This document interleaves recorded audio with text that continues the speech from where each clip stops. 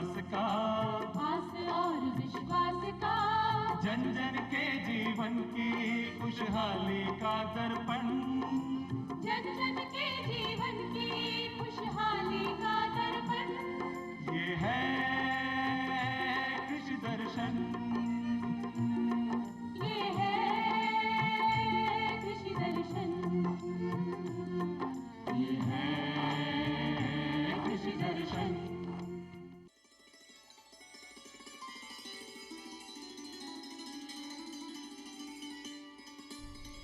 किसान साथियों, जैसा कि आप सभी जानते हैं कि अभी हाल ही में संसद में हमारी माननीय वित्त मंत्री निर्मला सीतारमण जी द्वारा केंद्रीय बजट प्रस्तुत किया गया।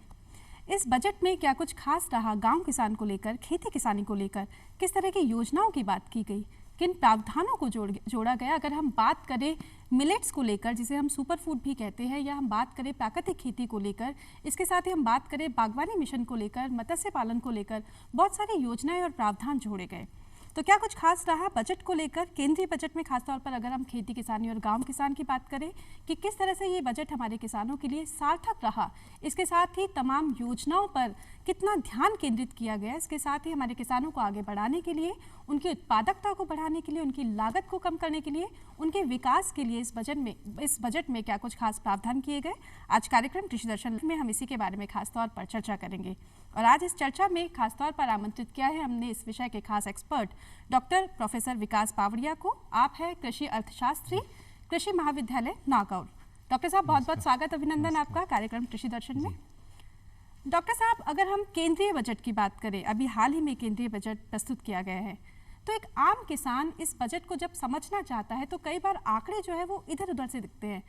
खास तौर पर किसान को समझ नहीं आता बजट आम भाषा में क्या है, सरल भाषा में क्या है। तो अगर हम बजट को बारीकी से समझना चाहें तो क्या कहना चाहेंगे आप बजट को लेकर? खास तौर पे हमारा जो केंद्रीय बजट में कृषि प्रावधानों को और योजनाओं को जोड़ा गया है, उसके बारे में आप क्या कहना चाहेंगे?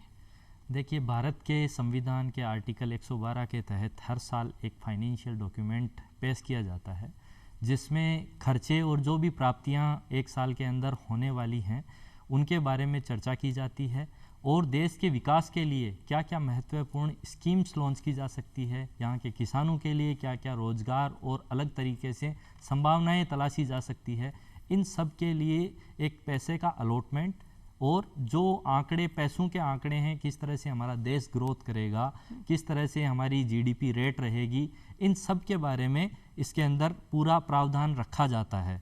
अब वो टारगेट अचीव कितने होते हैं वो हर साल के इकोनॉमिक सर्वे के अंदर बजट के एक दिन पहले पिछले साल का डिस्कस किया जाता है, और एक फाइनेंशियल डॉक्यूमेंट उस टाइम में भी पेश किया जाता है।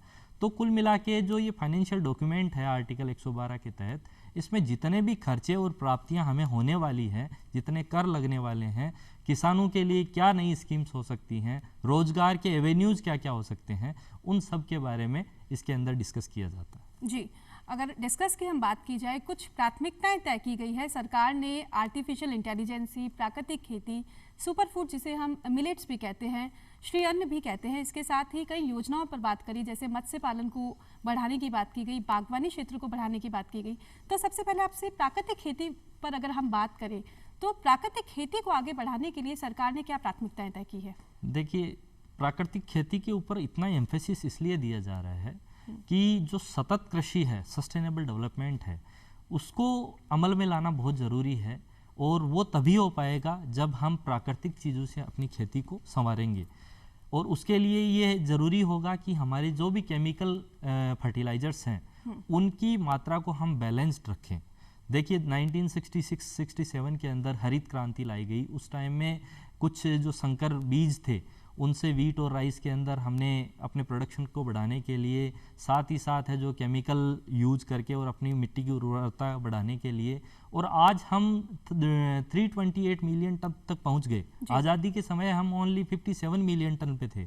तो इतना बड़ा आंकड़ा जो हमने छुआ है, इस सब के लिए केमिकल का भी यूज हुआ, कई सारी डिफरेंट टेक्नोलॉजीज़ का इस्तेमाल हुआ, ब्रीडिंग का इस्तेमाल हुआ, बायोटेक्नोलॉजी आई। लेकिन अब समय ये ऐसा है कि लोगों के स्वास्थ्य को ध्यान में रखते हुए और जो फूड चेन है उसमें जहर नहीं जाए, इसके लिए लोगों को हम वापस से नेचुरल फार्मिंग में लाना चाहिए। जी, पावड़े साहब, आपने भी बात करी लोगों के स्वास्थ्य को बढ़ाने के लिए, उनको सही रखने के लिए। ऐसे अगर हम मिट्टी के स्वास्थ्य की बात करें तो पीएम प्रणाम योजना की भी शुरुआत की गई है, जी। जो इसी के अंतर्गत प्राकृतिक खेती के अंतर्गत ही शामिल की गई है। क्या है पीएम प्रणाम योजना? देखिए, प्रधानमंत्री जो प्रणाम योजना है, इसके अंदर एक ऐसा प्रायोरिटाइजेशन लाया गया है, एक प्रोग्राम है जो कि रिजुविनेट करेगा सॉइल को, और उसके लिए जो बैलेंस डोज है केमिकल फर्टिलाइजर्स की, उसको किसान को डालना है। अभी तक किसान साथी अपने मिट्टी की जांच भी करवाता है और वो जो सॉइल कार्ड है वो भी बनवाता है, लेकिन अब उसको समझना होगा कि पल्स अगर मैं दाल उगा रहा हूँ तो उसमें कितना फर्टिलाइज़र मुझे डालना है, क्या उसकी डोज होनी चाहिए, क्या मैं कहीं पे जुडिशियस यूज़ तो मैं फर्टिलाइज़र का कर रहा हूँ, क्या कहीं मैं ओवर डोज तो नहीं दे रहा हूँ, जो कि अल्टीमेटली वही बात है कि फूड चेन के माध्यम से स्वास्थ्य के ऊपर हानिकारक प्रभाव डाल रही है और साथ ही साथ मिट्टी की उर्वरकता को कम कर रही है। तो उसको बनाए रखने के लिए हमें पीएम प्रणाम जो योजना है, जो प्रोग्राम है, जो कि सॉइल को रिजुविनेट करेगा, बैलेंस डोज है, उनका इस्तेमाल करते हुए आगे बढ़ना होगा। जी बिल्कुल, आपने फूड की बात करी और फूड में हम एक बात करते हैं सुपर फूड की, यानी कि मिलेट्स की। और मिलेट्स की अगर हम बात करें तो अभी 2023 को मोटा अनाज वर्ष भी घोषित किया गया है और भारत को इसका वैश्विक केंद्र बनाया गया है। तो किस तरह से हम देखते हैं मोटा अनाज को भारत में लाने की जो संभावनाएं हैं, क्या विकास है, किस तरह की योजना है, इसके बारे में आप क्या कहना चाहेंगे? देखिए, यूनाइटेड नेशन जनरल असेंबली हर 1-2 साल में अपनी जो मीटिंग करती है, उसमें आने वाले एक वर्ष को हम किस रूप में मनाएंगे ताकि लोगों के अंदर उसके लिए जागरूकता फैले और उस चीज़ को किस तरह से हम सेलिब्रेट करें, उसके लिए 2021 के अंदर यूनाइटेड नेशन जनरल असेंबली ने इंटरनेशनल मिलेट ईयर 2023 को मनाने का वो निश्चय किया और मिलेट्स की इम्पोर्टेंस, इनके जो स्वास्थ्य पे प्रभाव हैं, इसके कंजम्पशन से लोग हैं जो किस तरह से पुष्टिवर्धक खाना ले सकते हैं, इसके लिए पूरा जोर दिया गया। और 2021 में जब ये तय हुआ तो food and agriculture organisation Rome Italy है, उसको ये कहा गया कि इसको थ्रू आउट द ईयर आप डिफरेंट स्टेक होल्डर्स के साथ में इसको मनाएंगे और साथ ही साथ आप ये देखेंगे कि किस तरह से ये जो मिलेट है जिसमें मोटे अनाज आते हैं, जनरली बाजरा है, आपका प्रोसो मिलेट है, रागी है, फॉक्स मिलेट है, ये जो ऐसे जो अनाज हैं जो कि कोर्स मिलेट जिनको अपन बोलते हैं, उन सब के यूज को बढ़ाने के लिए इसको किया गया। सरकार ने अभी अभी बजट के अंदर श्री अन्न योजना के नाम से इसको आइडेंटिफाई किया कि हम जो अपना जो अन्न है, जो ये मोटे अनाज हैं, इनके इम्पोर्टेंस को देखते हुए श्री अन्न योजना मनाएंगे और जो बाजरा या रागी या जितने भी आपके प्रोसो, फिंगर, जो भी बोर्डो मिलेट, जो भी जो चीज़ें हैं, इनके जो इम्पोर्टेंस है, इनको साबित करने के लिए, वर्ल्ड मार्केट देने के लिए, मार्केट इंटेलिजेंस बढ़ाने के लिए जो हैदराबाद का institute, Indian institute of millet research है, उसको हम सेंटर ऑफ एक्सीलेंस का दर्जा देंगे ताकि जो अपना भारत देश है वो मिलेट के उत्पादन में, जहाँ पे विश्व में 30 मिलियन टन मिलेट का उत्पादन है, उसमें से 9 मिलियन टन जो बाजरा है वो भारत में होता है और उस 9 मिलियन टन का जो 39% है वो अकेले राजस्थान में होता है। तो इतना जो बड़ा शेयर है पूरे वर्ल्ड में, जब हम नंबर 1 आते हैं, फिर उसके बाद में नाइजर आता है, चाइना आता है, तो इसका इंपॉर्टेंस देखते हुए सेंटर ऑफ एक्सीलेंस बनाया गया और इस श्री अन्न योजना को हम सेलिब्रेट करेंगे। साथ में बजट प्रोविजन भी किया गया ताकि मतलब श्री अन्न योजना की शुरुआत की गई है बेसिकली। और क्योंकि फूड के अंदर ये जो सुपर फूड है, इसकी न्यूट्रिएंट वैल्यू ज़्यादा है, इसीलिए सरकार इसको काफ़ी ज़्यादा बढ़ावा दे रही है क्योंकि इसके लाभ काफ़ी ज़्यादा है और अवसर और संभावनाएं भी ज़्यादा हैं।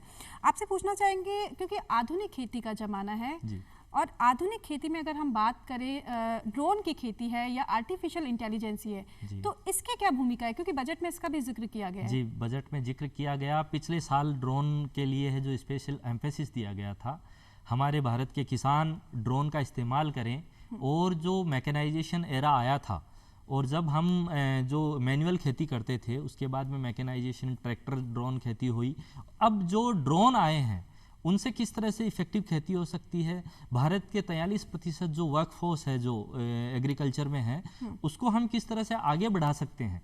इसके लिए ज़रूरी ये है कि हम जो ड्रोन है उसके इस्तेमाल को देखें और साथ ही साथ किसानों को प्रशिक्षित करें ताकि वो इस आर्टिफिशियल इंटेलिजेंस को समझ सकें। देखिए, एक तरह से बिग डेटा एनालिसिस है। जब हम गूगल में टाइप करते हैं तो हमें पता लगता है कि ऑटोमेटिकली कुछ निकल के आ जाता है। ये सब डेटा का एक प्रोसेसिंग है और इसी बिग डेटा एनालिसिस को हम जनरली आर्टिफिशियल इंटेलिजेंस बोलते हैं। और इस आर्टिफिशियल इंटेलिजेंस से जो ड्रोन का इस्तेमाल करते हैं अपन, तो उससे जो स्टडीज़ भी कहती हैं कि 1 से 1.5% तक जीडीपी में सुधार आएगा और वर्कफोर्स को जो 1 लाख से ज़्यादा है वर्कफोर्स को इसके अंदर रोजगार मिलेंगे, क्योंकि कई सारी टेक जो लोग पढ़ के आते हैं उन लोगों को रोजगार के भी इसमें साधन सुगम होंगे। जी बिल्कुल, आपने रोजगार की बात करी और रोजगार को बढ़ाने के लिए, नवाचारों को बढ़ाने के लिए, कृषि उद्यमिता को बढ़ाने के लिए भी सरकार कई तरह के स्टार्टअप्स चलाती है। स्टार्टअप्स का क्या है बजट में खास प्रावधान, क्या है, क्या खास योजना है? क्या सरकार हमारे किसानों के लिए या युवा किसानों के लिए कोई वित्तीय सहायता भी दे रही है? देखिए, बड़ी चीज़ ये है कि भारत एक कंज्यूमिंग कंट्री है जी, और वर्ल्ड के अंदर हम नंबर 1 पॉपुलेशन के अंदर आते हैं, लेकिन सरकार का एम्फेसिस जो है कि इंडिया वर्ल्ड मार्केट के अंदर सप्लाई करे और इसके लिए हमारे लोग हैं उद्यमिता का रास्ता चुने, एंटरप्रेन्योरशिप का रास्ता चुने। सरकार ने पिछले कई सारे बजटों से इसके अंदर प्रोविज़न करना शुरू किया। एंटरप्रेन्योरशिप को बढ़ावा देने के लिए धीरे धीरे सीड फंड्स बनाए। इस सीड फंड से कुछ इंक्यूबेशन सेंटर्स बने जिससे कोई भी अपने आइडिया को पहचाने और उसमें इन्वेस्ट करे, नवाचारों को जी। पहचाने। और अब उसको इन्वेस्ट करने से जो धीरे धीरे गति मिल रही है, उस गति के बाद वो रुक नहीं जाए, इसके लिए सरकार ने प्रोविजन किया कि हम स्टार्टअप्स के अंदर एग्रीकल्चर एक्सेलरेटर फंड लाएंगे, जो कि त्वरित गति से लोगों को अगर वहां पे कोई फंड की जरूरत होती है, क्योंकि जिस तरह से हमने देखा कोविड के बाद के अंदर एग्रीटेक जो है वो फास्टेस्ट ग्रोइंग सेक्टर बन गया और इस सेक्टर के अंदर बहुत सारी जो अपने को अवसर हैं वो दिखाई देते हैं। तो इसके लिए सरकार ने स्पेशली जो एग्रीकल्चर एक्सेलरेटर फंड जो इस बार इंट्रोड्यूस किया है, जी, कृषि संवर्धन कोष जी जिसे हम कहते जी, हैं, वो स्वागत योग्य कदम है। और इसमें किसी भी अगर युवा किसान साथी को या कोई भी किसान साथी जो थोड़ी सी प्रोग्रेसिव और मॉडर्न खेती करता है, जो अपने प्रोडक्ट को खुद बना के वो मार्केट तक पहुंचाना चाहता है, वो इसके अंदर अवश्य ही उसको इसमें भाग लेना चाहिए। जी, जैसे आपने बात करी कृषि संवर्धक कोष की, जी। इसके साथ ही हमारे खेती किसानी को आगे बढ़ाने के लिए, इसको विस्तार देने के लिए पीएम संपदा योजना की भी शुरुआत की गई। अगर हम मत्स्य पालन की बात करें तो मत्स्य पालन में एक उपयोजना की शुरुआत भी की गई है।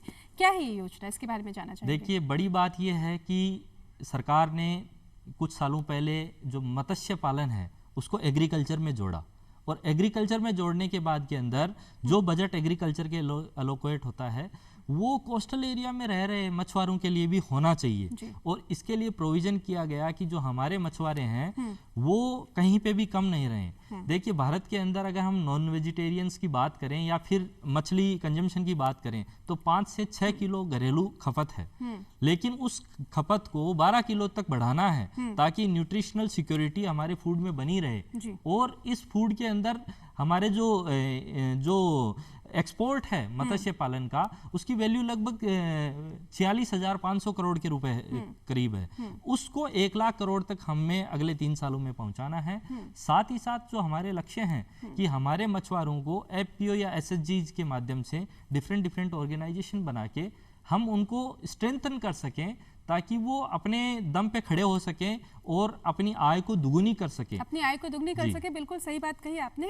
ये तो बात थी हमारे मछुआरों के लिए। अगर हम बात करें हमारे पशुपालक भाइयों के लिए, खासतौर पे जो गौ पालक हमारे भाई हैं, तो गोवर्धन योजना की भी शुरुआत की गई है। गोवर्धन योजना क्या है, इसमें कितने संयंत्रों को स्थापित किया गया है, कैसे हमारे पशुपालक भाइयों के लिए ये लाभान्वित होगी, इसके बारे में आपसे जानना चाहेंगे संक्षेप में। जी, जो गोवर्धन है वो गैल्वेनाइज बायो जो एग्रो जो रिसोर्सेज हैं उसको धन के रूप में कन्वर्ट करना है। Waste to wealth and waste to energy जो कंसेप्ट है उसके ऊपर चलना है। और इससे हम जो गैस बनाएंगे वो है कंप्रेस्ड बायोगैस। और सीबीजी उस सीबीजी को मैंडेटरीली सरकार ने ये कर दिया है कि हम 5% उस सीबीजी को कमर्शियल रूप से इस्तेमाल करेंगे ताकि जो हमारा जो वेस्ट टू एनर्जी का कंसेप्ट है ये लागू हो सके। और जो बायो इनपुट जो सेंटर्स हैं वो भी सरकार ने खोलने की बात कही है। 10,000 करोड़ रुपए इसके लिए देने की बात है। शुरुआत के अंदर 100 सेंटर्स खोल के और इसको इम्प्लीमेंट करने की बात रहेगी। और जैसे ही ये मॉडल हमारा सक्सेस की ओर तरफ बढ़ेगा, ऑलरेडी हम देखते हैं कि इंडिया के अंदर ये बहुत ज़्यादा सक्सेसफुल होने की पूरी प्रोबेबिलिटी है। जैसे ही सक्सेस की तरफ बढ़ेगा वैसे ही इसका और ज़्यादा और किसान स्ट्रेंथन होगा। अच्छा, किसान स्ट्रेंथन होगा। जैसे कि इन्होंने बात करी वेस्ट टू वेल्थ और वेस्ट टू एनर्जी, मतलब गोवर्धन के जो रेजिड्यू बच जाते हैं, गाय का जो गोबर का रेजिड्यू बच जाता है, उससे भी हमारे किसान लाभान्वित हो सकेंगे, इसलिए इस योजना की शुरुआत की गई है। आपसे पूछना चाहेंगे, बागवानी क्षेत्र को भी इसमें शामिल किया है, बागवानी मिशन को बढ़ाने के लिए आत्मनिर्भर स्वच्छ पौध कार्यक्रम शामिल किया गया है। क्या है ये कार्यक्रम? बागवानी जो है वो बहुत इंपॉर्टेंट सेगमेंट है, जो लगभग 400 मिलियन टन के करीब उत्पादन उसका पहुंच चुका है। और बागवानी आज के टाइम में हर एक थाली की ज़रूरत बन गई है। और न्यूट्रिशन सिक्योरिटी, जो फूड सिक्योरिटी मिशन है, नरिशमेंट जो है, उसको पूरा करने के लिए बागवानी पे एम्फेसिस देना बहुत ज़रूरी था। बागवानी के अंदर जो ज़्यादातर होते हैं, जो भी हम प्लांट लगाते हैं, उसके अंदर डिजीज़ की वजह से वो प्लांट जल्द ही है जो ग्रोथ नहीं पकड़ पाता और उसमें कोई ना कोई कमी रहने की वजह से फ्रूट्स नहीं आते। इसके लिए सरकार ने कि हम डिजीज़ फ्री प्लांट देंगे, इसके लिए 2200 करोड़ का प्रोविजन इस बजट में किया है, ताकि लोगों को टिश्यू कल्चर लेब्स के एस्टेब्लिशमेंट से या फिर डिफरेंट जो नर्सरी मैनेजमेंट जो है, हाईटेक नर्सरी मैनेजमेंट्स है, उससे लोगों को डिजीज फ्री प्लांट मिले और उस डिजीज फ्री प्लांट से जो उसकी ग्रोथ हो उससे उनको फल मिले। तो ऐसा करने से अल्टीमेटली किसान संवर्धित तो होगा ही होगा, साथ ही साथ जो उसकी आय दोगुना करने की हम बात कर रहे हैं, वो इनिशियल लेवल पे लगने वाली आय से ऑटोमेटिकली जनरेट हो जाएगी 4-5 साल के मतलब इनकम जनरेट हो गई। वाकई में हम बात करें अगर सतत विकास की, सस्टेनेबल डेवलपमेंट की, तो अंतिम प्रश्न मैं आपसे यही पूछना चाहूंगी कि सस्टेनेबल डेवलपमेंट को कृषि के क्षेत्र में किस तरह से बढ़ाया जाए? देखिए, जो शुरुआत थी अपनी वो इस तरह से थी कि नेचुरल फार्मिंग और सस्टेनेबल डेवलपमेंट 1987 के अंदर जो लिया गया, इसका सबसे इम्पोर्टेंट चीज़ यही था कि हम अपनी अर्थ को किस तरह से डे बाय डे और ईयर बाय ईयर इस पे अपन कुछ चीज़ें लेते भी रहें, कंजम्पशन की चीज़ें लेते रहें, प्रोड्यूस करते रहें और वो कंटिन्यू चलते रहे। तो और इस कंसेप्ट को साकार करने के लिए सतत खेती को रखना बहुत ज़रूरी है। इसीलिए सरकार इतना जो ग्रीन बेल्ट है, आपके कोऑपरेशन है, किसानों को इतने सारे क्रेडिट देना है, उनको बढ़ाना है, साथ के अंदर इतने कम केमिकल का यूज़ किया जाए, ये सब प्रोग्राम्स जनरली चलाती है। जी बिल्कुल, आपने बात करी ग्रीन बेल्ट की, ग्रीन ग्रोथ को बढ़ाने के लिए भी प्राकृतिक खेती पर सरकार जोर दे रही है। इसके साथ ही कुल मिलाकर अगर हम बात करें तो बजट जो है वो एक तरीके से प्रोग्रेसिव बजट है, जिसमें प्राकृतिक खेती को भी बढ़ावा दिया जा रहा है, आर्टिफिशियल इंटेलिजेंसी को भी बढ़ावा दिया जा रहा है। हमारे पशुपालक भाइयों के लिए, खासतौर पर जो गौपालक भाई हैं, उनको संवर्धन के लिए, उनके विकास के लिए भी कार्य किए जा रहे हैं, बागवानी मिशन के लिए भी कार्य किए जा रहे हैं। आपसे पूछना चाहेंगे लास्ट में कि केंद्रीय बजट को लेकर अगर हमारे किसानों को, युवा किसानों को, बाकी किसानों को, महिला किसानों को अगर आप कोई संदेश देना चाहें तो क्या कहेंगे? किसान साथियों, जैसा इस बजट के अंदर देखा गया कि बहुत ही सिंपल बजट आया है और इस बजट के अंदर बहुत सारी चीज़ें ऐसी थी जो हर कोई किसान साथी उसको समझ सकता है। मैं being expertise in this field, मुझे ऐसा लगता है कि इस बजट के अंदर जो कोऑपरेटिव सेक्टर है, चाहे पीएम जो कौशल, विश्वकर्मा कौशल जो सम्मान है, ऐसी योजनाओं से जो आपके एसएचजीज हैं, आप एक ऑर्गेनाइजेशन बना के काम कर सकते हैं। स्टार्टअप के क्षेत्र के अंदर चीज़ें हैं, ड्रोन कल्चर है, तो युवाओं के लिए प्रशिक्षित करके उनको रियल नॉलेज देके और अल्टीमेटली उनको खड़ा करना है। तो आप इस बजट के अंदर जितने भी स्कीम्स हैं, इनका फ़ायदा डायरेक्ट और इनडायरेक्टली आपको मिलेगा ही मिलेगा, लेकिन आपको जागरूक रहते हुए, कृषि विभाग है उससे प्रॉपर कनेक्शन में रहते हुए आपको इन सब के लिए अप्लाई करके और उसका लाभ लेना है। जी बिल्कुल, आप सभी किसानों से, जैसे हमारे आज के जो एक्सपर्ट हैं उन्होंने यही बात की कि आपको लाभ लेना है योजनाओं का, प्रावधानों का, क्योंकि ये बजट खासतौर पर आपके लिए है। खासतौर पर हमारे खेती किसानी की दशा और दिशा को सुधारने का एक बहुत ही बेहतरीन स्वर्णिम अवसर है। तो आप इस योजनाओं का लाभ उठाइए, प्रावधानों से जुड़िए और इसके साथ ही क्योंकि इन्होंने बात करी कि ये बजट कुल मिलाकर एक प्रोग्रेसिव बजट है, इसमें हमारे किसानों की न केवल लागत कम होगी, उनकी उत्पादकता बढ़ेगी, उनकी आय जनरेट होगी, इसके साथ ही बहुत सारी योजनाओं में वित्तीय सहायता भी सरकार दे रही है। तो कुल मिलाकर ये बजट हमारे किसानों के लिए एक बहुत ही उज्जवल भविष्य पैदा करने वाला बजट है। और किसान साथियों, अगर आप भी इससे संबंधित कोई सवाल हमसे पूछना चाहते हैं तो उसके लिए आप हमें पत्र लिख सकते हैं। पत्र लिखने के लिए हमारा पता है कार्यक्रम कृषि दर्शन, डीडी राजस्थान, दूरदर्शन केंद्र, जयपुर। और डॉक्टर साहब, आज हमारे आप कार्यक्रम में आए और आपने ढेर सारी बातें केंद्रीय बजट को लेकर, खासतौर पे क्योंकि बजट थोड़ा सा क्लिष्ट माना जाता है, जो एक आम किसान की समझ में नहीं आता, आपने बहुत ही बारीकी से बजट के बारे में चर्चा की, उसके लिए आपका बहुत बहुत धन्यवाद।